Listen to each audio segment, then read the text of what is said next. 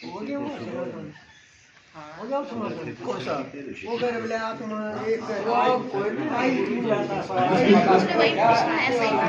नहीं, पूछो पूछो है ना, कोई संख्या भी पूछो। तो हम लोग भी जान जाए। हाँ जी क्या बता रहे थे, पूछो। हाँ जी आपका कोई प्रश्न था? मैंने तो समाधान सवाल आता है दिमाग में, लेकिन वही बात है कि इसको समझना पड़ता है। जैसे साहिब कह रहे जल में कुंभ, कुंभ में जल है, बाहर भीतर पानी, टूटा कुंभ जल जल ही समाया, बूझे बिरला ज्ञानी। साहिब कह रहे जल में कुंभ यानी एक समुद्र है, समुद्र में मटके पड़े हैं, मटकों में पानी है, अब मटके तैर रहे हैं समुद्र में, तो बाहर भीतर पानी, टूटा कुंभ जल जल ही समाया, बूझे बिरला ज्ञानी। यानी हम जीव रूप में समुद्र से अलग हो गए हैं। यहाँ पे साहिब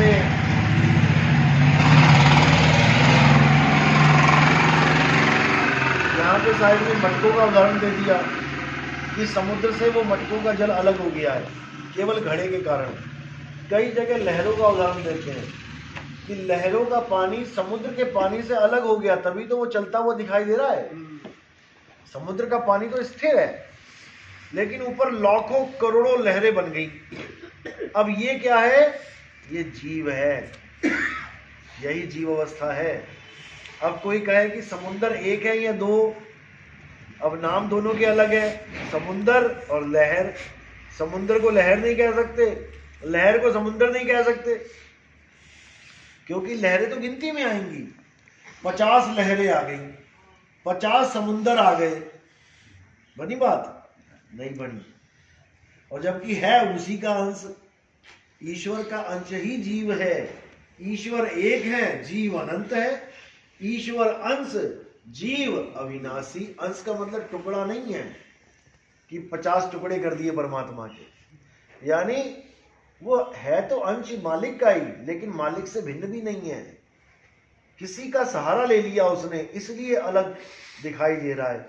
उधर मटके का सहारा ले लिया, इसलिए अलग दिखाई दे रहा है। इधर वायु का सहारा ले लिया। लहरें क्यों उठती हैं समुद्र में? हवा के कारण। हवा से ही तूफान आता है। हवा क्या करती है? जब बहुत तेज चलती है तो जो सतह के ऊपर पानी होता है उसको साथ में ले लेती है। जैसे तुम चाय में फूंक मारो, फूंक, तो वो ऊपर की लहरें हिलने लग जाती हैं, लेकिन नीचे का बॉटम का चाय वैसी रहेगी। मार के देख लेना कांच वाले गिलास में, ऊपर की लहर हिलती दिखेगी तुम्हें, ऊपर की सतह, लेकिन नीचे तुम्हारी फूंक नहीं पहुंच पाएगी, वो गहराई है। तो साहिब कह रहे हैं जो ऊपर ऊपर का जीव है, यानी जो ऊपर ऊपर की सतह है, वो तो हो गया अनंत, और जो नीचे समंदर है वो है एक। अब वो लाखों करोड़ों लहरें कहां समाएंगी जाके? अगर वायु का साथ छोड़ दे तो कहां समाएंगी? उसी में समा जाएंगी, एक हो जाएंगी। अब सब क्या हो गए? एक हो गए। इसी को बोला राम कबीरा एक भय हैं और कोई ना सके पहचानी। शांत समुद्र में तुम समझ ही नहीं पाओगे कौन सी लहर का पानी कहां मिला हुआ है, लेकिन जब यही वायु के साथ हो लेता है तो हर लहर तुम्हें अलग दिखाई देती है। एक आती है, फिर दूसरी आती है, तीसरी आती है, गिन सकते हो। लेकिन समुद्र जब शांत है तब क्या गिनोगे? तब तो एक ही है। इसी को बोला गया, कबीर साहब ने इसी का उदाहरण दिया है कि हमने किसी का साथ कर लिया है, मन माया का साथ कर लिया, इसलिए अलग हो गए। और जब मन माया का साथ छोड़ के अपने में लीन होंगे तो बूंद समाना समुद्र में, जानत है सब कोई, लेकिन यहाँ पर समुद्र समाना बूंद में, बूझे बिरला कोई। यानी कि यहाँ पर तुमने कहीं नहीं जाना है कि तुम कहीं जाओगे सतलोक, अलग लोग, अगम लोग, अनामी लोग। वो परमात्मा स्वयं तुम में आ जाएगा। जब तुम अपने आप को जान जाओगे तो वो तुम में ही प्रकट हो जाएगा। इसी को बोला है घट घट मेरा साइया, सुनी सेजना कोई। हर लहर के नीचे समुंदर है, समुद्र के ऊपर ही लहर चल रही है। अब क्या करना है? पलट जाना है। समुद्र में मिलने के लिए ऊपर से नीचे जाना पड़ेगा, और यहां पर परमात्मा से मिलने के लिए नीचे से ऊपर आना पड़ेगा, क्योंकि यहां समुद्र ऊपर है क्योंकि यहाँ पर उल्टा पेड़ लगा हुआ है, सीधे पेड़ की भक्ति नहीं है यहाँ पे, यहाँ उल्टे पेड़ की भक्ति है। अब तुमने जल जमीन पे नहीं फेंकना है, तुमने जल आसमान में फेंकना है। जिसको बोला एक है सादे सब सदे, सब सादे सब जाए, माली सींचे मूल को। अब मूल कहाँ है? अर्ध मूलम उर्ध मूलम अधे शाखम। तो मूल कहाँ है? उर्ध में, ऊपर है। तो तुम्हारा सारा जल जमीन की जगह ऊपर जाना चाहिए। जब ये ऊपर जाएगा तो कहते हैं लाखों लहर महर की उपजें, वहां कहर नहीं कोई। वहां कोई कहर नहीं है, यानी तुम उस अवस्था में आ जाओगे जहां पर कहर नाम की चीज ही नहीं है। कहर यानी नाश, वहां पर किसी का नाश हो ही नहीं सकता, क्योंकि वहां पर अजर अमर अविनाशी आत्मदेव विराजमान है। और ये जीव अपनी पीव अवस्था को प्राप्त कर लेगा। कोटि तो ब्रह्मा भय और कोटि भय ईश, साहिब तेरी बंदगी से जीव होए जगदीश। ये जीव ही जगदीश हो जाएगा। लेकिन अधूरा गुरु जीवन में आ गया तो ये जगदीश की जगह यानी पीव की जगह शिव बना देगा तुम्हें। ये तुम्हें शिव वाला रास्ता पकड़ा देगा। अनहद नाद कर लो, ओम सोहम कर लो, प्राण योग कर लो, नाभि पे ध्यान कर लो, इन चक्रों पे ध्यान कर लो, मेरी काया का ध्यान कर लो, ये कर लो, वो कर लो। आत्मा के अलावा तुम्हें सब कुछ समझा देगा।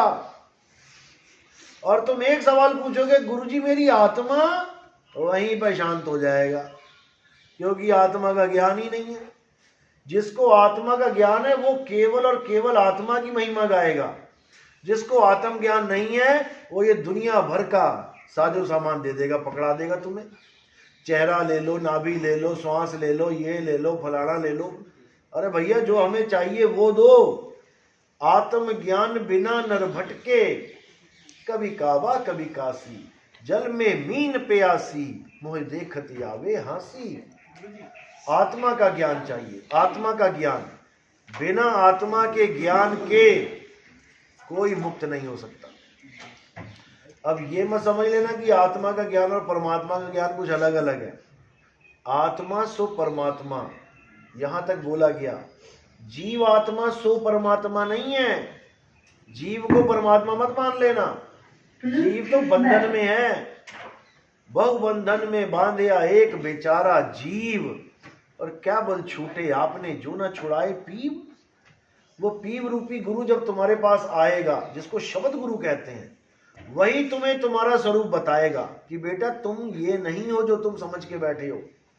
तुम आदमी, तुम औरत, तुम बच्चा, बूढ़ा, जवान मान के बैठे हो अपने आप को। अगर तुम अपने आप को काया मानोगे तो एक दिन मर जाओगे। मर अज्ञानता में जाओगे, मर नहीं जाओगे अज्ञानता में कि हाय मैं मर गया, डॉक्टर साहब मैं मर तो नहीं जाऊंगा, अरे आज मैं बच गया नहीं तो मैं मर जाता। ये जब तक ये तुम्हारे दिमाग में घुसा हुआ है ना, जब तक कुछ नहीं होने का। तो इसी को समझा रहे हैं कि कोई नहीं मरेगा। हम ना मरिब संसारा, हमको मिला जियावन हारा। मुझे वो जियावन हारा आत्मदेव मिल गया, जिसके साथ जुड़ के अब मैं मर ही नहीं सकता, अमर हो गया। उसी को समझना है। तो जब तक इसको नहीं समझा, जब तक बात नहीं बनेगी। सारा खेल आत्म ज्ञान का है। उठाओ नीचे, उधर उधर पूरा घुमाओ। अरे हिलाओ, पूरा लेके जाओ वहां तक। तो गुरु केवल आपको आत्म ज्ञान देता है, इसके अलावा और कुछ नहीं, क्योंकि आत्मा ही सत्य है। आत्मा के अलावा और सब झूठ है। और आत्मा का ज्ञान लेने के लिए आपको कहीं मंदिर, मस्जिद, गुरुद्वारे नहीं जाना पड़ेगा, कोई पूजा पाठ नहीं करना पड़ेगा, कोई मंत्र जंत्र तंत्र नहीं करना पड़ेगा। आत्मा आपके बिल्कुल पास है, तभी तो आपकी काया चल रही है। लेकिन समझ में नहीं आ रहा कि क्या किया जाए। तो साहिब कह रहे हैं आत्म ज्ञान बिना नर भटके, कभी काबा कभी काशी, जल में मीन प्यासी, मोह देख के आवे हासी। इसी आत्मा को आपने अपने पास महसूस करना है, बिल्कुल आपके पास है वो को कहा ढूंढे रे बंदे, मैं तो तेरे पास में। समुंदर बिल्कुल पास है लहर के, लेकिन उसका सारा ध्यान ऊपर की तरफ है। वायु ऊपर चल रही है तो वायु की तरफ ध्यान है, इसलिए वायु के साथ चल रहा है। और परमात्मा उसका कहां है? नीचे है। जैसी वायु का साथ छोड़ेगा अपने आप नीचे आ जाएगा, शांत हो जाएगा। अब इसी जीव का ये हाल है कि इसका परमात्मा ऊपर है, लेकिन ये नीचे मन माया 3 गुण बना के बैठा हुआ है, ये उसी के साथ चलता चला जा रहा है। जब नीचे से छोड़ के ऊपर आएगा तब ये अपने मालिक को प्राप्त कर लेगा। इसी को बोला है कि शब्द निवास आकाशवाणी, ये सतगुरु का रूप है। सूर्य चंद्र पवन नहीं पानी, ना वहां छांव ना धूप है। गुरु का रूप बता रहे हैं आपको, परमात्मा का रूप समझाया जा रहा है। शब्द निवास आकाशवाणी, वो ऐसी वाणी है जो आकाश में हो रही है। आकाश नीचे की ऊपर है? हमारा आकाश तो ऊपर ही है।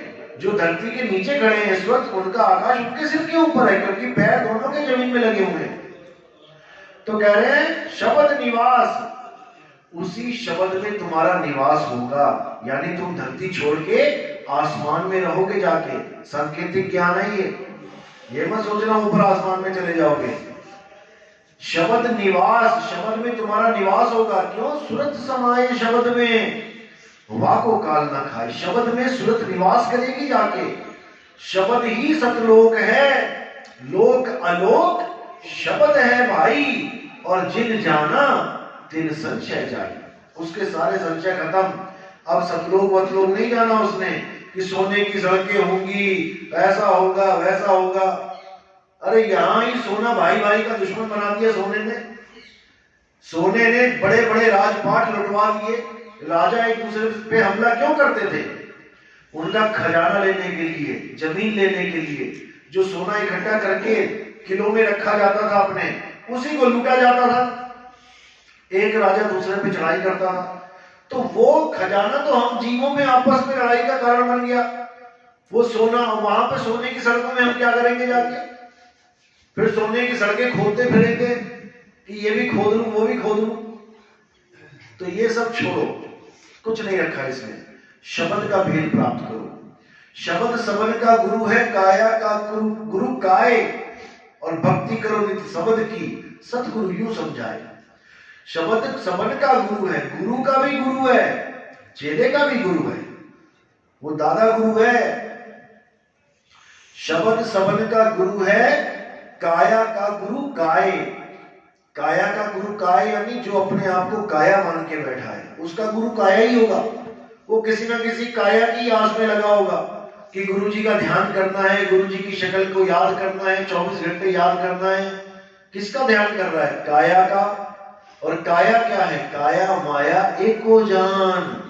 काया ही माया है, अष्टांगी माया ही काया है। कौन से 8 अंग हैं अष्टांगी के? 5 तत्व 3 गुण। ये 8 अंग है माया के, और ये सारी सृष्टि माया ही है। इसीलिए इसको प्रकृति कहते हैं। देवी भागवत में पढ़ोगे तो माया का नाम प्रकृति देवी रखा गया है वहां पे, कि ये प्रकृति देवी है। इसका कोई एक अस्तित्व नहीं है, ये अनंत है। देखो, हाथी घोड़े बिल्ली बैल बकरा कीड़े मकोड़े पत्थर पानी सब मिला के ये प्रकृति है। यही 5 तत्व 3 गुण है। इसी में हम उलझे पड़े हैं। अब क्या करना है? अब कछुए की तरह अपने आप को समेट लेना है। यानी सारा ध्यान सारी प्रकृति से हटा के, बाहर प्रकृति विराजमान है और अंदर शातिर मन विराजमान है। ये मन और माया पूरा खेल इसी का है। तो बाहर प्रकृति उलझाती है, अंदर मन उलझाता है। हालांकि दोनों एक ही समान है, मन और माया एक साथ बोला जाता है। बाहर भी मन माया है, अंदर भी मन माया है, क्योंकि काया ही माया है। ये जाने नहीं देती बच के जीव को, ये अपनी ही आस में लगा लेती है। जीव तब बचेगा जब अपने सत्य स्वरूप को जान लेगा। अपना सत्य स्वरूप क्या है? आत्म स्वरूप। मैं आत्मा हूं। अगर मैं आत्मा हूं तो मैं काया नहीं हूं, मैं तीन गुण नहीं हूं, मैं प्रकृति नहीं हूं, मैं मन भी नहीं हूं। लोग कहते तुम कौन हो? तुम मन हो। तुम खुश हो, तुम उदास हो, मन ही खुश होता है, मन ही उदास होता है। अरे मैं खुश और उदास भी नहीं हूं, मैं तो खुशी और उदासी को महसूस कर रहा हूं। क्यों? इंद्रियों के द्वारा। किसी ने ब्लेड मारा मेरे हाथ पे, मुझे दुख हुआ, कट का दुख लगा। अब किसी ने इंजेक्शन लगा दिया बेहोशी का, वो सुन करने वाला, उसके बाद वही ब्लेड मारा, मुझे कोई दुख नहीं हुआ। यानी मैं दुख सुख को तब महसूस कर पा रहा हूं जब ये इंद्री काम कर रही है। बैठे बैठे पैर सुन्न हो गया, बिल्कुल सुन्न हो गया, किसी ने सुन्न पैर में सुई लगा दी, दर्द होगा क्या? पता भी नहीं लगेगा तुम्हें कि कोई सुई मार के चला गया। मैंने कोई दर्द महसूस नहीं किया, और बैठे बैठे कोई सुई चुभा दे, अभी देखो लड़ाई हो, झगड़ा हो जाएगा। क्योंकि इंद्रियों की वजह से ही मुझे ज्ञान हो रहा है कि मैं हंसूं या रोऊं, जबकि मैं इन सबसे न्यारा हूं। अब हंसता और रोता कौन है? मन ही हंसता है, मन ही रोता है। और मन और तन ये एक ही रूप है। इन दोनों को एक ही जानो। मन खुश तो तन खुश, मन दुखी तो तन दुखी। चेहरा लटका हुआ है, पूछने की जरूरत नहीं है, समझ जाओ कि मन दुखी है, ये मन ही बैठा है सामने। मन ही स्वरूपी देव निरंजन तुम्हें राख भरमाई हो, यानी तुम्हें भर में डाला हुआ इसने कि तू दुखी है, तू दुखी है। मैं सोच रहा हूं मैं दुखी हूं, जबकि दुखी मेरा मन है। मैं सुख और दुख से परे हूं, लेकिन इस मन के कहे में आके मैं खुद दुखी हुआ बैठा हूं। अब मन ही स्वरूपी देव निरंजन, एक तो हो गया मन स्वरूपी देव निरंजन, यानी मन ही निरंजन है। और दूसरी तरफ क्या बोला? देव निरंजन सकल शरीरा। अब देव निरंजन को शरीर बता दिया, सारे शरीर देव निरंजन है। और एक जगह बोला मन ही स्वरूपी देव निरंजन, यानी ये दोनों एक ही हैं। साकार और निराकार एक ही है, बस तुम्हें बेवकूफ बना रहा है वो। आधों को मन बन के बना रहा है, आधों को तन बन के। आधे मन के पुजारी हो गए, आधे तन के पुजारी। आधे निराकार के पुजारी हो गए, आधे साकार के पुजारी। दोनों को ही बेवकूफ बना दिया, इस जीव को बेवकूफ बना दिया। तो कहते हैं निर्गुण सरगुण द्वंद्व फंसारा, और दोनों पड़ गए काल की धारा। दोनों ही काल जाल में फंस गए। कोई निर्गुण में रीझ रहा, कोई सरगुण अटकाए। अटपट चाल कबीर की मुंह से कहीं न जाए। किसी को निर्गुण में अटका दिया, किसी को सरगुण में अटका दिया। लेकिन जो निर्गुण सरगुण दोनों से परे है वो आत्मदेव है। वहां पहुंचना है, उसको प्राप्त करना है। और उसको तभी प्राप्त कर पाएंगे जब भेदी गुरु आपके जीवन में आएगा, जो आपका भेद बताएगा आपको इन जाप से, अजपा से, अनहद से परे कर देगा। छोड़ो इनको और अपने सत्य स्वरूप की साधना करो। संतो शब्द साधना कीजिए, जौन शब्द से राम प्रकट भये, सोई शब्द कह लीजिए। ये नाम प्रकट हो रहे हैं उस शब्द से, उसी की आवाज से ये आवाजें निकल रही हैं। टीवी में इतनी आवाजें निकल रही हैं, क्यों? क्योंकि करंट आ रहा है उसमें। करंट की भी एक अपनी आवाज है। किसी उस खंबे के पास जाके खड़े हो जाना जहां अकेली तार जा रही है, 50,000 वोल्ट, 60,000, 70,000, देखो वहां पे एक आवाज आ रही है, चर खेतों में आती है ना, वो एक ही आवाज इन सारे आवाजों का बाप है। वही जनक है, वही पिता है। टीवी में जितनी आवाजें चैनल चल रहे हैं, इंग्लिश, हिंदी, पंजाबी, उड़िया, जितने मर्जी चैनल चला लो, सारी आवाजें उस एक आवाज की वजह से। वहां तार काट लो, सबकी बोलती बंद। इसी प्रकार ये स्पीकर लगाए, इंडिया में स्पीकर लगाए ये वाला, तो इंडिया वाली भाषा बोल रहा है। यही स्पीकर अमेरिका में अंग्रेजी बोल रहा है, यही स्पीकर चाइना में चाइनीज बोल रहा है, यही ताइवान में ताइवानी बोल रहा है। ये सारे बोल उस एक अविनाशी की वजह से चल रहे हैं। इसलिए बोला साहब ने 52 अक्षर जोरे आन, सकिया ना अक्षर एक पहचान। उस एक को जान जाओ जिसकी वजह से ये सारे मंत्र, तंत्र, जंतर, दुनिया भर के मंत्र निकल रहे हैं और संत लड़ रहे हैं। ये मंत्र झूठा, वो सही, वो झूठा, ये सही। अरे सारे ही झूठे, सारे ही झूठे, तंत्र मंत्र सब झूठ है, इनमें ना उलझे कोई, और सार शब्द जाने बिना कागा हंस ना होए। मंत्र जप के रिद्धियां सिद्धियां मिलती हैं, और सार शब्द स्वरूप बदल देता है। कागा हंस ना होए, कागा का स्वरूप हंसा वाला हो जाता है। दोनों में फर्क यही है, मंत्र जप के आप सिद्ध हो जाओगे, और सार शब्द ग्रहण करके आपका रूप बदल जाएगा, जीव से पीव हो जाओगे। तो कह रहे गुरु को कीजिए दंडवत, कोटि कोटि प्रणाम, और कीट न जाने भृंग को गुरु कर ले आप समान। यानी पहले तुम गुरु के समान नहीं थे, तभी तो अपने समान करेगा। यानी पहले तुम कागा थे, कागा यानी ये काया बने पड़े थे, अब वो तुम्हें कागा से हंसा बना देगा। अब शरीर से अलग अपनी हस्ती को जान जाओगे कि मैं हूं क्या। तो सार शब्द का ये खेल है। कई लोग कहते हैं आप में कोई सिद्धि क्यों नहीं है? गोरखनाथ ने पेशाब किया, पहाड़ सोने का बना दिया, आप क्यों नहीं बना पाते हो? किसी और ने जल पे चलने लग गया, आप क्यों नहीं चल पाते हो? गोरखनाथ उड़ने लगा, आप क्यों नहीं उड़ने लग जाते हो? भाई देखो, समझो,